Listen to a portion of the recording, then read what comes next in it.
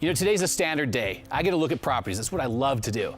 There's a couple REO properties I plan on touring, but even better, Malia Johnson of freebies2deals.com is gonna come along with me. Now, she's in the middle of building her second house. The first one didn't go so well, so she wants to make sure that we give her the right ammo and information to make sure she has big money when she's done.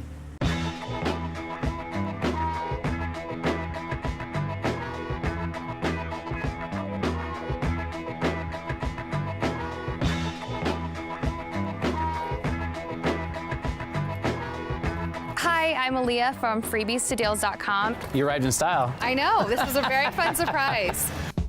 So you can see in this house, I mean, this is a house that probably was approaching somewhere in the $400,000 range a few years ago. Obviously, it's less than that now. It's got some good features, but at the same time, like, I think they really kind of underdid some things here.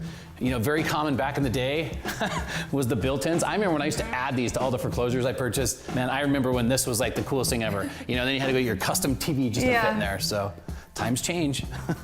Same with this color. This color of paint is a little bit too far out. You know, tan worked for about a decade for me, and now it's more in the grays, silvers, whites. Absolutely. Yeah. I call it surgical white. Our house is white too, and we love the bright, open, and airy feeling in the whites instead. It's amazing to me how many people just don't take into account, really builders in specific, you know, and they're trying to save costs. Right. And so they'll take out the windows, they'll take out the best views, the best things of a particular piece of land and taking it from what it could be, saving money to what it ends up being. And so that's something I want to help you avoid for sure. Sounds great. You know, when we come in here, it's not a tall kitchen by any means. They did do some of the, you can see some of the spacing and some of the staggered cabinets is great. It does give it some depth. And they put in a large island for the space. It would be a little tricky to still get a table over here if you have bar stools. Right. But I can see at least that, you know, they wanted to have that big island look.